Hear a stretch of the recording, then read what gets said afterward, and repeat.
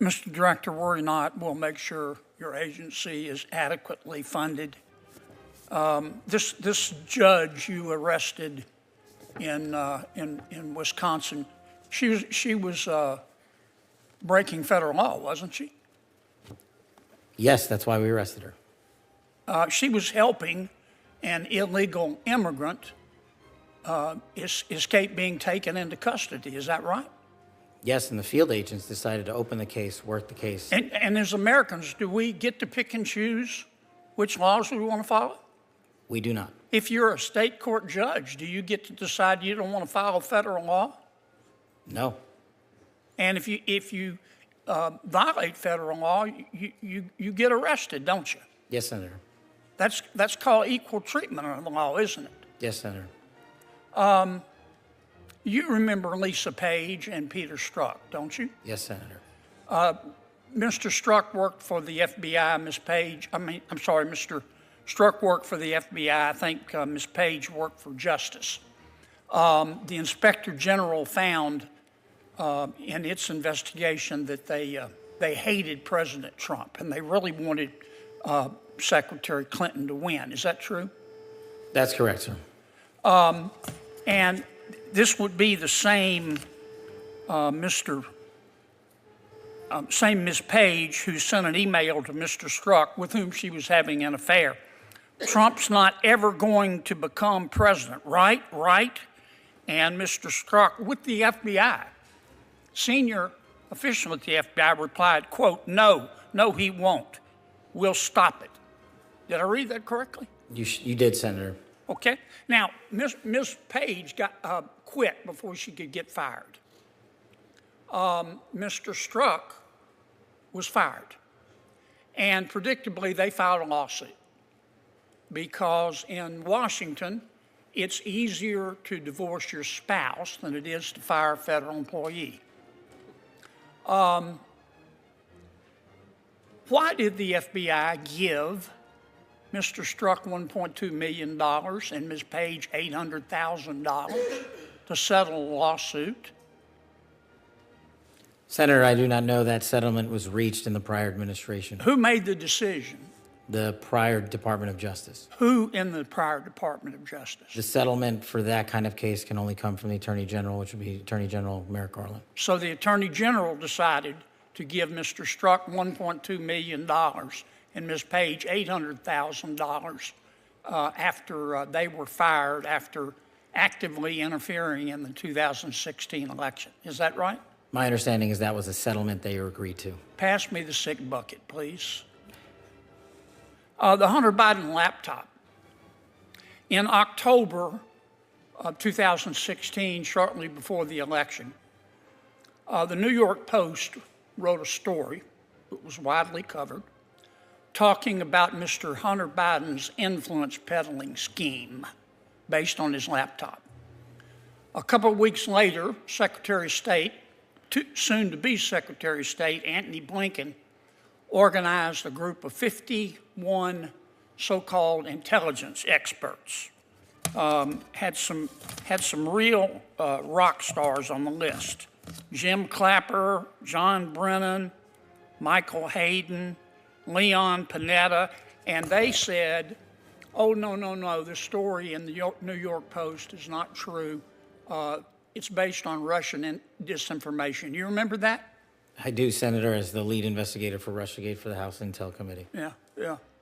The FBI had the laptop for 10 months, hadn't they? They did, Senator. So the FBI knew right before the election that it wasn't Russian disinformation, didn't they? And that was confirmed by the Inspector General's report. Yeah. Who at the FBI refused to let the FBI tell the American people the truth? I don't have that name in front of me, sir. Well, would you look? I will, sir. I'd like to know. I'd like a name, not a division. I'd like the name. Person with a brain and a beating heart. Yes, sir.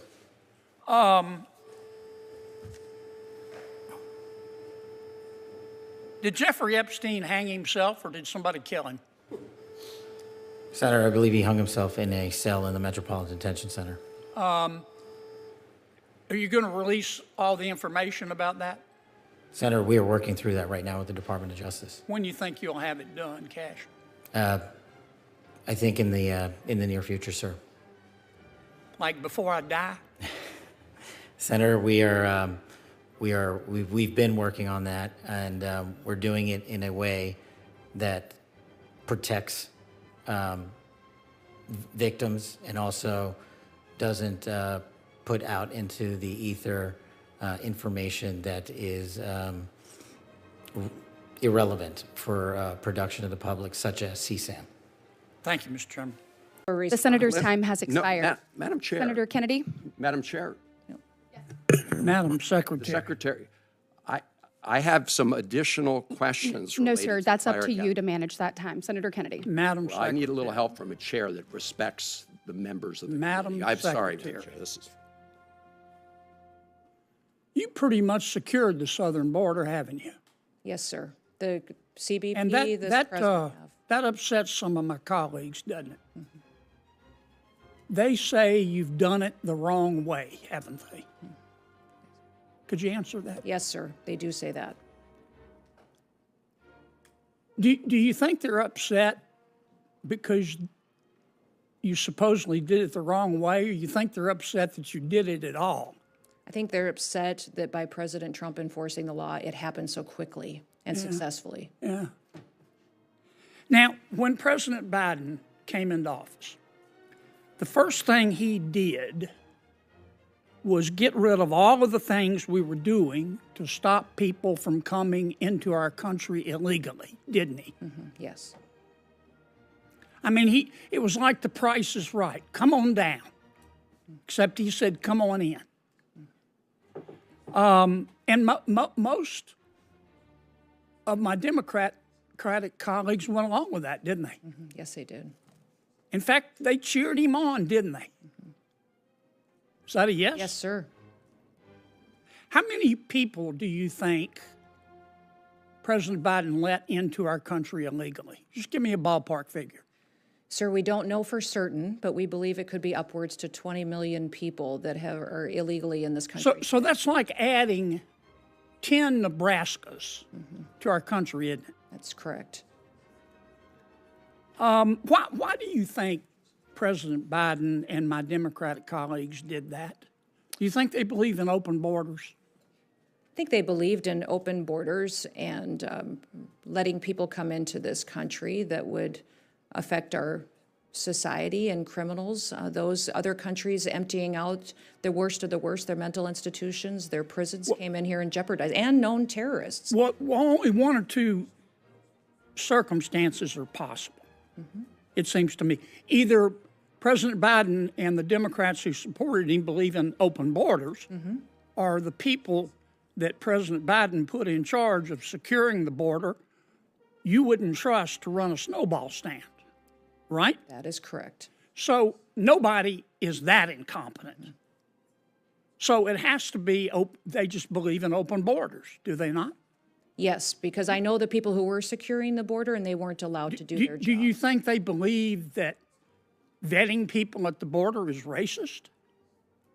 Yes, I do. I think by the way they allowed people in and granted them immediate parole status. Do you think that President Biden and some of my Democratic colleagues, I don't want to paint with too broad a brush, Madam Secretary, thought of these foreign nationals in our country illegally as potential new voters? I do, sir. Okay.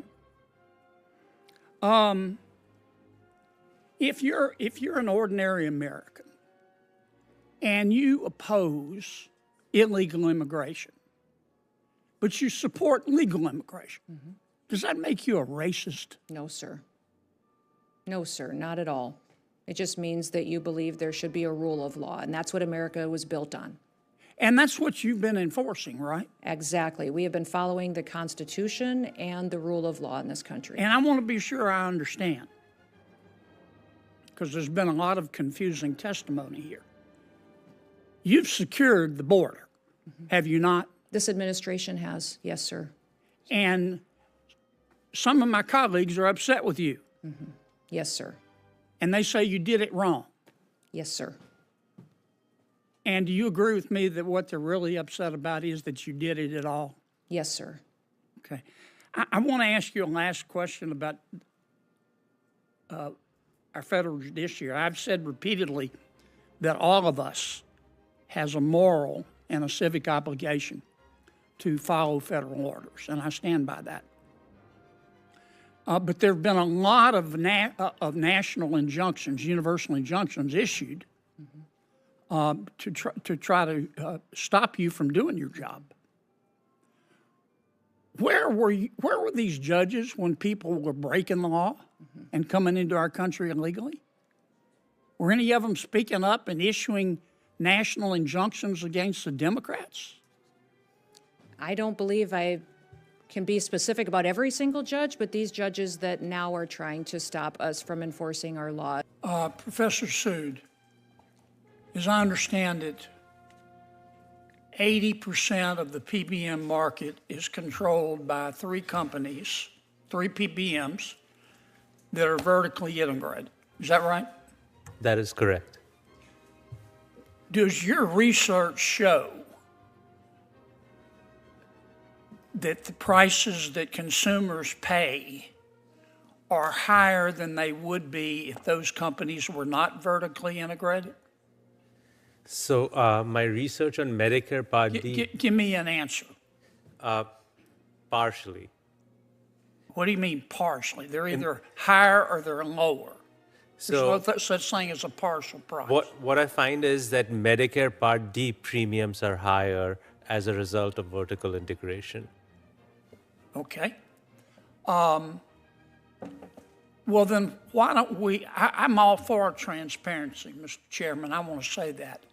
But why don't we skip the foreplay and go right to the sex and outlaw vertical integration for Part D? Would you accept an amendment to your bill like that?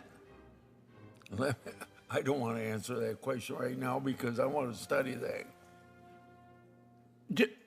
Would you support that, Mr. Scott? Let me just guess what your answer is. No, sir, and I can explain why. No, you speak Sanskrit. I mean, I'm sorry. You know, you're good at it, and I know your job is to protect PBMs. And I might tell us I don't think PBMs are the only ones at fault, but you don't have unclean hands. Professor Sood, you say PBMs ought to be fiduciaries. To whom? To both the plan and their members. Well, what if the plan and the members' interests diverge? Who are they fiduciaries to? Ultimately, in principle, they should be fiduciaries to the members. Okay. So, for example, ERISA makes... I get it. Okay. I get it. Mr. Chairman, again, why don't we skip the foreplay and go right to the sex? Why don't we just amend your bill to require that PBMs have a fiduciary obligation to plan members? Well, I think that's been suggested, and I think there's part of that in our legislation, but probably not fully enough to satisfy you. Well, So let me look at what you want to add to it. okay. I mean, I'm not criticizing your bill. I don't want my office to end up in Bethesda. I'm not criticizing your bill. I like transparency. But we're just nibbling around the edges here. And with respect, Mr. Scott, your definition of a fiduciary is wrong. Fiduciary isn't somebody that controls the decision. You know that, and I know that. A fiduciary is somebody who has a legal obligation to give his client the best advice and to do what's best for his client. It doesn't replace agent with principal or vice versa. You know that, and I know that. Well, you need to talk to your lawyers. I may be wrong, but I doubt it. Let me go back to Professor Sood. Tell me two things you would do tomorrow to fix PBMs and result in lower prices for consumers. So I think the two things I would do is... Very specific. Yes. I would implement price transparency so that everyone knows what they're paying and we can Okay, price transparency just tells us who's screwing who. yeah. Okay. And then the fiduciary responsibility says, if you're getting screwed, I can take you to court. So I would do those two things. And those are, I think, better than, banning particular practices, because otherwise it's whack-a-mole. You ban spread pricing and something else will show up Okay. a year I from now. got 29 seconds. Do you have any other suggestions? I appreciate your So straight talk. the other thing we can do is, what I recommended is pass-through of rebates to patients. So suppose a drug, Say that again? so pass-through of rebates to patients. Uh-huh. So for example, the list price of a drug is $50,000, but the rebate on the drug is $40,000. So when a patient is paying cost sharing, suppose 10%, they should be paying on the post-rebate price. So which is the $50,000 less the $40,000 rebate. Right now, what's happening is patients are paying cost sharing on the $50,000. So this would immediately lower patient out-of-pocket costs. So as Dr. Kocher said, for the cancer patients, So you're saying that, then I'm going to have to ask, the PBMs are jacking up, are encouraging manufacturers to jack up the list price so they can jack up their rebates. and that... Is that right? Yes. That's and, illegal. And the jacked That's up... illegal. Yes. I don't know about that, but it... I do. Okay. It's illegal as hell. Yeah. The people who insisted on shutting down our schools during the pandemic are responsible for the largest learning loss in modern history. It was dumb, dumb, dumb. And again, I'm not saying the people that made that decision to shut down the schools in America are the dumbest people in the world, but they better hope the dumbest people in the world don't die. Do you know what the Center of Excellence for Liquefied Natural Gas is? Why, yes, I do. Where are you going to put it? I think it's going to go in your state, Senator. When are you going to announce it? Very soon. I know our teams have been working together on that. If you want to front run it here, we could, but I know that we were working on an announcement together, and our teams have been working. I want to front run the hell out of it. All right. Where's it going to be put? In Louisiana? Is it Lake, what it would, McNeese?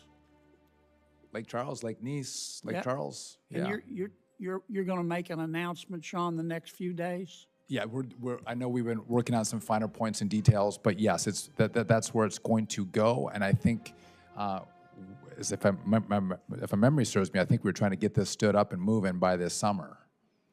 Well, I want to get it announced first, Sure.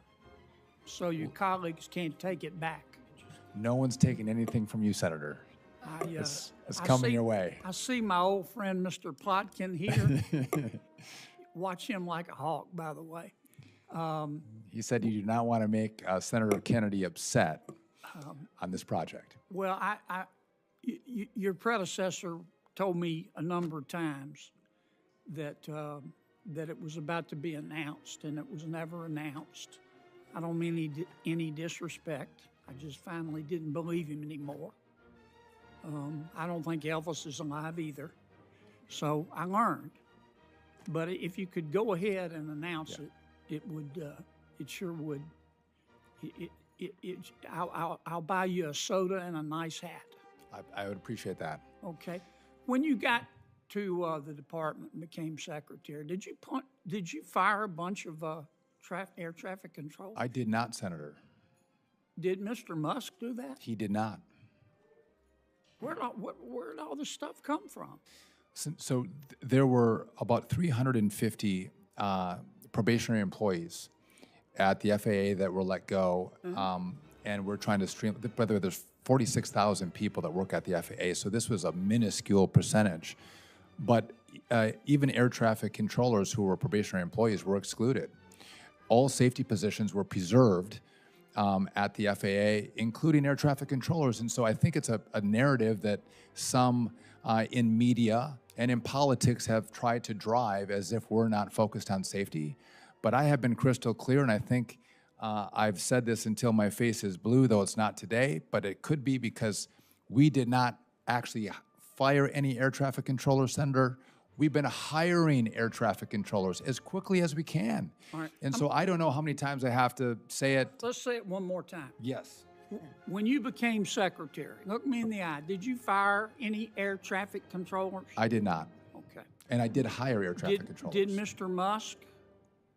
So, by the way, Mr. Musk doesn't fire or hire anybody at the department. I do, and so no, he didn't fire anybody, including air traffic controllers. Okay. When you probably don't have to, but when most people go through TSA, they take your picture. They have a little camera there, and they say, "Look in the camera. We want to take your picture." Now, underneath it is this little bitty sign that you can barely see, and I think it's written in Sanskrit, that says, "This is optional." I won't let them take my picture. I won't either, Senator. And they promised us that they destroy the data. Okay. Once again, I don't believe that Elvis is alive either. Senator Merkley and I have a bill. There's been no evidence that this has prevented any acts of terrorism. And I just don't know why the federal government has to collect this huge database of every American who flies picture. I thank you for that. I couldn't agree with you more. I actually try to turn my head away from the camera when I go through and they're taking pictures. There's no need. I think Americans have a right to privacy. And I don't think you need a digital scan of my face to allow me to have the right to fly on an airplane. I think it's absolutely wrong. And what does it do to security? I don't think it breeds any more security in our airspace, on our airplanes. And so thank you for doing that work. I couldn't agree with you more. Thank you, Madam Chair. The bad guys are using drones. Does anybody disagree with that? Okay. And the federal government has the authority to fight back, does it not?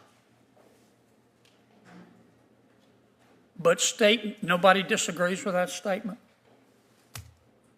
Sure, Professor. I would say within limits, yes. Within constitutional limits. Okay. Do any of you disagree with giving state and local law enforcement the authority to fight back? Again, within constitutional limits. Okay. Tell me what your constitutional concerns are, Professor. So I have three primary concerns. The first has to do with the Fourth Amendment and the conditions under which a warrant is required and a general warrant is forbidden by the Fourth Amendment. So in this particular case, it's important. Professor, before you give me one of your lectures, are you saying that we should require state and local law enforcement to get a warrant before they fight back? It depends on the condition. So in an exigent circumstance or something along the border. I'm aware of the exceptions to the warrant requirement. But you, generally speaking, you want to require them to get a warrant. Only for the search of a device or the seizure of property. There are also due process implications of that. Mm-hmm. Okay. You started to mention another one of your objections. First Amendment. First Amendment. Okay. Any others? Yeah, I also have a state rights, a 10th Amendment concern here, which is that states own the airspace adjacent to the land within their state that's not federally owned, and the current federal provisions don't recognize state sovereignty in that way. So you want to give state and local law enforcement the authority to fight back, but you want to list a whole lot of conditions. Is that a fair assessment? Not a whole lot, but some. There needs to be a nexus to the facility. It can't be any drone anywhere in America if you're concerned about a particular facility, but right now it's too broad. There have to be acknowledgements of First Amendment concerns. So for instance, limiting the covered facilities to the experience and logic test with which the courts use for right of public access, or prohibiting media bans across the board, or setting a time limit before and after special events so they don't extend extensively. This is what a number of state measures already do, and I'd like to see that at a federal level and apply to bring this within the constitutional limits. Sounds like a lot of conditions to me. No, not very many. As long as there's probable cause and the conditions are met, then absolutely you can. Have you ever heard of a legislative practice called loving a bill to death? Yes. Okay. And that's when you take a bill and somebody says, I'm really for this bill. But then they add so many amendments and they screw it up so badly that the bill either becomes ineffective or doesn't pass. Is that a pretty accurate description? Of the term? Yeah. Yes. You're trying to love this to death, aren't you? I disagree. You're not really for giving law enforcement the power to fight back, are you? I am in favor of giving law enforcement that power and respecting constitutional limits. I don't believe you, Professor. Okay? You're not talking to Bambi's baby brother here. Okay? I've read some of your stuff. I think you'd be more intellectually honest if you just come out and say, I'm on the side of the bad guys here. I think we shouldn't give state and local law enforcement the authority to fight back. You're trying to make it as hard as possible, aren't you? We'll have to disagree on that point, Senator. Nah. You know, you ever heard the expression, watch what they do, not what they say? I've watched what you've done. I know what you believe. Or you're on the FISA court? I'm not on the court. No, I'm an amicus for the Foreign Intelligence Surveillance Court and the Court of Review. Okay. Were you there when you guys issued all those bad warrants against Trump's people? I can't discuss my work on the court, unfortunately. Oh, it's top secret, right? You'd have to put me on the American people on double secret probation if you told them the truth, wouldn't you? No. I can't discuss my matters that I've handled before the court. I can discuss the public ones where I've dealt with First Amendment concerns and the right to petition. I did an extensive history looking at that right I'm done, to petition. Madam Chair. Thank you. Thank you, Senator Kennedy. Mr. Secretary, how many employees were there at HHS when you took over? 82,000. How many do you have today? 62,000. Okay. It's about the level it was in 2019, right before COVID. Is this the first time that an institution in America has ever downsized? I don't think so. I think private and public institutions have historically. Microsoft just announced that they were going to reduce their workforce by 6,000 people. You think that'll be the end of Microsoft? Senator, we wouldn't have reduced anybody. You think that'll be the end of Microsoft? I don't think so, Senator. Meta, I still call them Facebook, just announced they're going to reduce their workforce by 3,000 people. You think that'll be the end of Meta? I imagine it will not. Yeah. Think maybe the people at Meta know what they're doing? I think that they do. They make a lot of money, Senator. Do you hate NIH? I love NIH. I grew up with NIH. I visited when I was a boy. I loved science, and those were my favorite afternoons, visiting the labs at NIH. Do you hate medical research? No, I think we need to lead the world in medical research in this country. In fact, isn't it true, Mr. Secretary, that you would like to see more money spent on medical research? Obviously, I'm the secretary of this department. No secretary wants to see his budget cut. Well, one way of doing that, it seems to me, would be to stop some of the stealing. And let me tell you what I mean by that. Let's suppose you give NIH gives a university $100 million to research. for medical research, to research a cure. And that university takes $30 million of it, doesn't spend it on the research. They use it to subsidize the rest of their university. Does that show a commitment to medical research? No, and I mentioned before the example of Stanford, which was taking 78% in indirect costs, and we don't know what they were spending. That's theft, isn't it? It's not a good in way to Louisiana, spend we call that federal stealing. taxpayer dollars. We call that stealing.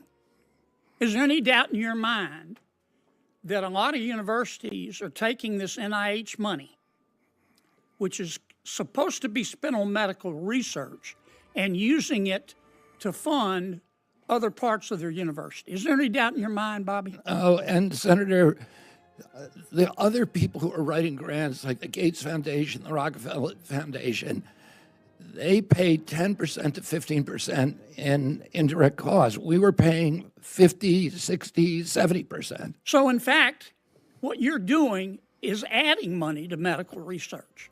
We will be able to fund many, many, many more studies by eliminating that $9 billion, at least part of that $9 billion cost. Okay. I want to ask you about LAHEAP. Are you familiar with this GAO report they did on LAHEAP? LAHEAP? I am not, Senator. They found, they audited 7 states. They found 11,000 dead people getting LAHEAP grants. You familiar with that? No, but that is pretty typical of many of the other programs that we're working with. They found prisoners getting grants, didn't they?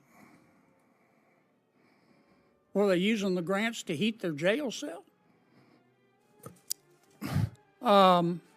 They found 1,000 federal employees getting the grants with federal salaries that greatly exceeded the income limits. They found some of those folks living in $1 million homes.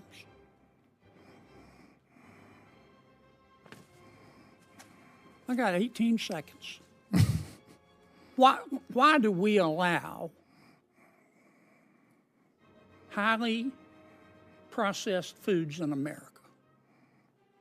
That's a complicated question, but it's driven by profits to a food industry that is making money by poisoning American kids, and they don't do it abroad. They make the same products for Canada and for Europe that do not contain many of those chemicals. You understand, Mr. Secretary, there's nothing you can do that's going to make many of my Democratic colleagues happy. You get that, don't you? I do understand. I'm coming to understand that, Senator. Yes.